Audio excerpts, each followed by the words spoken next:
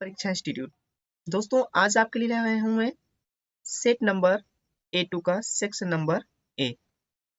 तो यहाँ पर सेट नंबर A2 का सेक्शन नंबर ए आप सॉल्व कर रहे हैं और इसको हम सॉल्व करने वाले हैं और आपको ये पूरी क्लास आपको बिना स्किप के वीडियो को देखना है।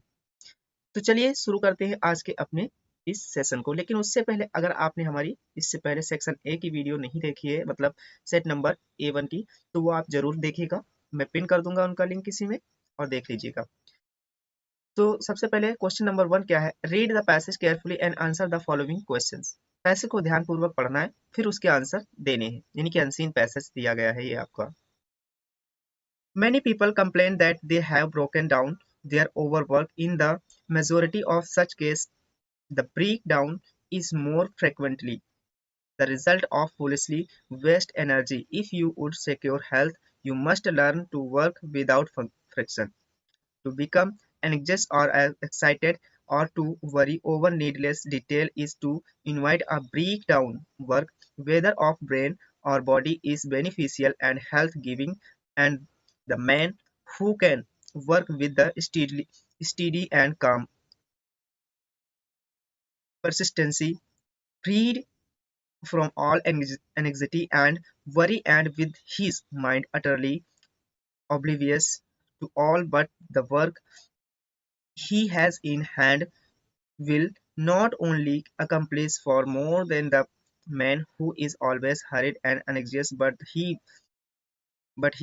will retain his health, a boon which the other quickly forfeit.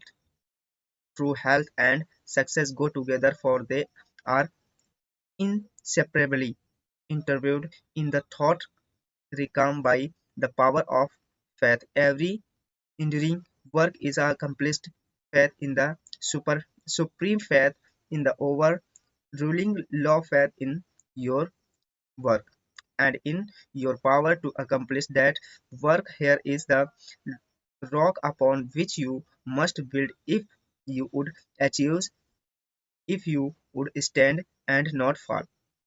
चलिए इसकी हिंदी भी देख लेते हैं। हिंदी क्या है? बहुत से लोग शिकायत करते हैं कि वे ओवरवर्क के माध्यम से टूट गए हैं। ऐसे अधिकांश मामलों में ब्रेक डाउन अधिक बार मूर्खतापूर्ण रूप से बर्बाद ऊर्जा का परिणाम होता है। यदि आप स्वास्थ्य को सुरक्षित करना चाहते हैं तो आपको घर्षण के यानी कि संघर्ष के बिना काम करना सीखना चाहिए, यानी कि घर्षण के बिना काम करना सीखना चाहिए। चिंतन या उत्साहित होना या अनावश्यक विवरणों पर चिंता करना ब्रेक डाउन को आमंत्रित करना है। कार्य चाहे वह मस्तिष्क का हो या शरीर का, लाभदायक और स्वास्थ्यवर्धक होता है, और जो मनुष्य स्थिर और शांत दृढ़ता के साथ काम कर सकता है, सभी चिंताओं से मुक्त हो सकता है, वह अपने दिमाग के साथ सभी से पूरी तरह से अनजान है। लेकिन उसके हाथ में जो काम है वह न केवल उस व्यक्ति से कहीं अधिक हासिल करेगा जो हमेशा जल्दबाजी और चिंतित रहता है, लेकिन वह अपने स्वास्थ्य को बनाए रखेगा। एक वरदान जो दूसरी जल्दी से जब्त कर लेता है। सच्ची हित और सफलता एक साथ चलते हैं क्योंकि वे विचार क्षेत्र में अविभाज्य रूप से जुड़े हुए हैं। विश्वास की शक्ति से हर स्थायी कार्य पूरा होता है। सर्वोच्च में विश्वास, शासन करने वाली व्यवस्था में विश्वास, अपने कार्य में विश्वास और उस कार्य को पूरा करने के लिए अपनी शक्ति में विश्वास। यहाँ वह चट्टान है जिस पर आपको निर्माण करना होगा यदि आप प्राप्त करना चाहते हैं, यदि आप खड़े हैं और गिरते नहीं हैं। चलिए इससे रिलेटेड क्वेश्चन क्या है वो भी हम लोग देख लेते हैं। Many people complain dot dot dot stand and not fall. अब देखिए यहाँ पर इससे रिलेटेड क्वेश्चन क्या है? What is the complaint. देखिए what is the complaint of the people about the work. अब लोगों को उनके काम से क्या शिकायत है? Many people complain that they have broken down through overwork. बहुत से व्यक्ति शिकायत करते हैं कि अधिक कार्य करने से उनका स्वास्थ्य खराब हो गया है। सिंपल सी चीज है क्वेश्चन। फिर है second number question, what should we do to get perfect health. उत्तम स्वास्थ्य पाने के लिए हमें क्या करना चाहिए? If we want to preserve health then we must learn to work without worry. अगर हमें स्वास्थ्य की रक्षा करनी है तो हमें बिना किसी चिंता के काम करना सीखना होगा। थर्ड नंबर क्वेश्चन है, what are the cause of break down and what should we do avoid this situation. Break down के कारण क्या क्या है और इस स्थिति से बचने के लिए हमें क्या करना चाहिए। तो इसके बारे में चलिए देखते हैं। The cause of a breakdown is to become anxious or excited or to worry over needless detail. We should follow strong, pure and positive thoughts. Breakdown का कारण चिंतित या उत्साहित होना या अनावश्यक विवरण पर चिंता करना है। हमें मजबूत, शुद्ध और सकारात्मक विचारों का पालन करना चाहिए। What will be effect of a hurried and worried if a man follow it in his life? यदि मनुष्य अपने जीवन में इनका साथ दे तो जल्दबाजी और चिंता का क्या प्रभाव होगा। They who do their work in a hurry and worry, they do not succeed because their faith is broken. Their faith is broken. जो लोग जल्दबाजी और चिंता में अपना काम करते हैं उन्हें सफलता नहीं मिलती क्योंकि उनका विश्वास टूट जाता है। फिर है question number 5। What is the word opposite in meaning in the passage minority? Minority का अपोजिट मीनिंग क्या होता है? मेजोरिटी होता है। तो आपका ऑप्शन नंबर मेजोरिटी जो है ये आपका सही हो जाएगा इस तरह से, ठीक है। तो इस तरह से आप कर लेंगे इसको। फिर अगला है which word in the passage mean empty? Empty का क्या होता है? ऑब्लिवियस होता है, तो ये आपका सही हो जाएगा एम्प्टी का मीनिंग। फिर है what happened with a man if the work in heist and excitement? क्या होगा अगर व्यक्ति जो है उत्तेजना में आकर जल्दबाजी से कोई काम करता है, तो होगा क्या? ब्रेक डाउन, यानी कि वो कार्य सही ढंग से कार्य कर नहीं पाएगा। चलिए बढ़ते हैं नेक्स्ट पैसेज की तरफ। When we were rich my husband and I did not have an hour's rest, we had no time to talk together, to think of our soul, or to pray together. We had too many cares. New guest called on us, and so sinned. Now we were afraid that a wolf would kill a colt or a calf, and now that thieves might drive off a herd. When we lay down to sleep, we would not fall asleep, fearing lest the asleep might cause the lamb. We would get up in the night and walk around. Our life had become excited and full of fear, anxiety, and insecure. No sooner would, would we would we be quieted than we would have a new care how to get fodder for the winter. And more than that, there was not much agreement between my husband and me. He would say differently, and so we began to quarrel and sin. Our relations were at the verge of a separation or a nearly almost divorce, divorce, but later we reconciled each each other's feelings. Thus we lived from one care and another and saw no happy life, but only now have we found it. चलिए इससे related question क्या है वो भी हम लोग देखेंगे, लेकिन उससे पहले इसकी हिंदी क्या है वो हम लोग देख लेते हैं।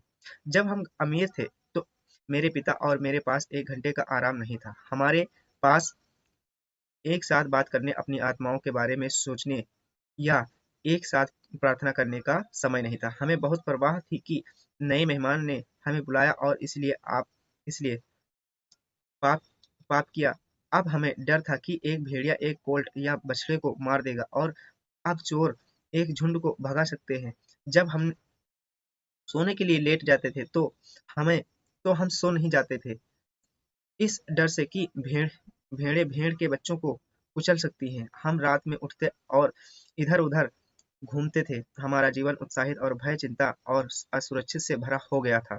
जितनी जल्दी हम शांत हो जाएंगे उतनी जल्दी हमें सर्दियों के लिए चारा प्राप्त करने के लिए नई देखभाल मिलेगी। और इससे भी बदतर मेरे पति और मेरे बीच बहुत समझौता नहीं था। वह अलग तरह के वह अलग तरह से कहता था और इसलिए हम झगड़े और पाप करने लगे।